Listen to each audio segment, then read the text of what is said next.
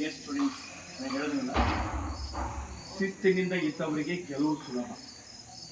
ನೀವು ಗೆಲ್ಲಬೇಕು ಅಂತಂದರೆ ಕೇವಲ ಎಜುಕೇಷನ್ ಅಂತಲ್ಲ, ಎಲ್ಲಿ ಬೇಕಾದರೂ ಹೋಗಿ ನಿಮ್ಮಲ್ಲಿ ಡಿಸಿಪ್ಲಿನ್ ಅನ್ನೋದು ಇತ್ತು ಅಂತಂದರೆ ಗೆಲ್ಲೋದು ತುಂಬ ಸುಲಭ. ಯಾಕೆ ಕೆಲವೊಬ್ರು ಗೆಲ್ಲಲ್ಲ ಅಂತಂದರೆ ಅವರಲ್ಲಿ ಶಿಸ್ತು ಕಡಿಮೆ ಇರುತ್ತೆ. ಈಗ ನಾನು ಕೂಡ ಕೆಲವೊಂದು ವಿಚಾರದಲ್ಲಿ ಕೆಲವೊಂದು ಎಕ್ಸಾಮ್ನಲ್ಲಿ ನಾನು ಗೆದ್ದಿಲ್ಲ. ಕಾರಣ ನನ್ನಲ್ಲೂ ಶಿಸ್ತು ಕಡಿಮೆ ಇತ್ತು, ಕಂಟಿನ್ಯೂಯಸ್ ಸ್ಟಡಿ ಮಾಡ್ತಿರ್ಲಿಲ್ಲ. ಹಿಂಗೆ ಪ್ರತಿಯೊಬ್ಬರು ಸೋಲಿಗೂ ಕಾರಣ ಏನಂತಂದರೆ ಡಿಸಿಪ್ಲಿನ್ ಅನ್ನೋಂಥದ್ದೇ ಮ್ಯಾಟ್ರ್ ಆಗ್ತದೆ. ಡಿಸಿಪ್ಲಿನ್ ಇತ್ತು ಅಂತಂದರೆ ಗೆಲ್ತಾರೆ, ಡಿಸಿಪ್ಲಿನ್ ಇಲ್ಲ ಅಂತಂದರೆ ಗೆಲ್ಲಲ್ಲ. ಈಗ ನೀವೇನು ಓದ್ತಾ ಇದ್ದೀರಿ, ನಿಮ್ಮಲ್ಲಿ ಕೂಡ ನಿರಂತರ ಈ ಡಿಸಿಪ್ಲಿನ್ ಅನ್ನೋದು ಕಾಪಾಡ್ಕೊಂಡು ಹೋದ್ರಿ ಅಂತಂದರೆ ಪಕ್ಕ ಗೆಲ್ತೀರಿ. ಅಂದರೆ ಸ್ಟಡಿ ಮಾಡೋದ್ರಲ್ಲೂ ಶಿಸ್ತು ಹುಡುಕ್ಬೇಕು. ಇನ್ನು ಒಬ್ಬ ವಿದ್ಯಾರ್ಥಿಗೆ ಯಾವ್ಯಾವ ಲಕ್ಷಣಗಳಂತ ಇಲ್ಲಿ ಬರೆದಿದ್ದೀವಿ. ಒಂದು, ಪ್ರಾಮಾಣಿಕವಾಗಿರಬೇಕು, ಶುದ್ಧನಾಗಿರಬೇಕು, ವಿಚಾರವಂತನಾಗಿರಬೇಕು. ಅಂದ್ರೆ ಯಾಕೆ ಹೇಳ್ತಾ ಇದ್ದೀವಿ, ಎದಕ್ಕೆ ಹೇಳ್ತಾ ಇದ್ದೀವಿ ಅನ್ನೋದು ಅದು ವಿಚಾರ ಮಾಡಬೇಕಲ್ಲ, ವಿಚಾರವಂತನಾಗಿರ್ಬೇಕು. ಆಮೇಲೆ ಪ್ರಯತ್ನವಾದಿಗಳಾಗಿರ್ಬೇಕು, ಸೋತರೂ ಮತ್ತೆ ಪ್ರಯತ್ನ ಮಾಡೋದು, ಮತ್ತೆ ಪ್ರಯತ್ನ, ಈ ರೀತಿ ಪ್ರಯತ್ನ ಟ್ರೈ ಅಗೇನ್ ಆ್ಯಂಡ್ ಅಗೇನ್ ಅಂತಂದಾಗ ಅದು ನಿಮಗೆ 100% ಗೆಲುವು ಸಿಕ್ಕೈತೆ. ನಂಬಿಕೆಯಿಂದ ಇರ್ರಿ, ನಂಬಿಕೆ ಇರ್ಬೇಕು ನಿಮ್ಮ ಮೇಲೆ.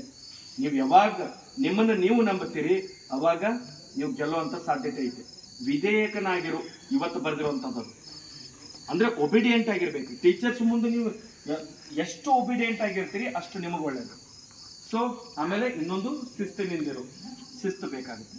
ಈಗ ನೀವು ಕುಂತ್ಕೊಂಡು ಓದ್ತಿರ್ಬೇಕಾದ್ರೂ ಒಂದು ಶಿಸ್ತು ಇರಬೇಕು. ಆಮೇಲೆ ವಿಚಾರಗಳಲ್ಲೂ ಕೂಡ ನಿಮ್ಮಲ್ಲಿ ಶಿಸ್ತು ಬರಬೇಕಾಗುತ್ತೆ. ಇದು ಎಲ್ಲ ಲಕ್ಷಣಗಳು ನಿಮ್ಮಲ್ಲಿ ಇತ್ತು ಅಂತಂದರೆ 100% ನೀವು ಗೆಲ್ತೀರಿ. ಮತ್ತು ನಿರಂತರ ಅಂತ ಮೊನ್ನೆ ಬಂದಿದೆ, ನಿರಂತರತೆ, ಕಂಟಿನ್ಯೂಸ್ ಆಗಿ ಸ್ಟಡಿ ಇರಬೇಕು.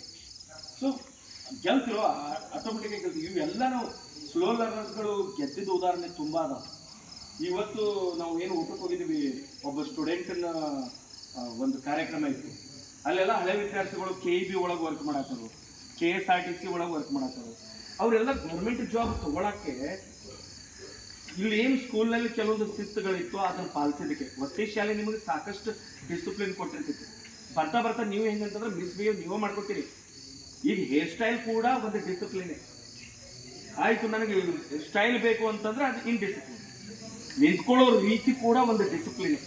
ಹೆಂಗೆ ನಿಂತ್ಕೋಬೇಕು, ಟೀಚರ್ಸ್ ಜೊತೆ ಹೆಂಗಿರಬೇಕು, ಇವೆಲ್ಲ. ಸೊ ಯಾರಲ್ಲಿ ಈ ಶಿಸ್ತು ಅನ್ನೋದು ಇರ್ತೈತಿ ಅವ್ರು ಗೆಲ್ತಾರೆ, ಅದರ ಅರ್ಥ ಇದೆ. ಆ್ಯಂಡ್ ಈ ಅರ್ಥ ನೀವು ಮಾಡ್ಕೊಳ್ಳೇಬೇಕು. Okay, thank you.